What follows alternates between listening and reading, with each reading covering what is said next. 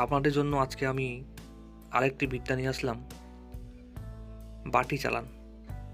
তো আপনারা এই বাটি চালান দিয়ে চুরি হওয়া জিনিস সন্ধান পেতে পারেন।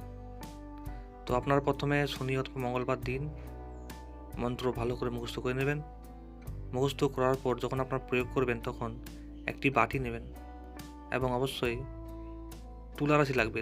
যেই ব্যক্তির রাশির তুলা তাকে লাগবে। সেই বাটিতে হাত রেখে আজকে দেওয়া মন্ত্রটি আপনারা 3 বার পাঠ করে 3টি ফু দেবেন।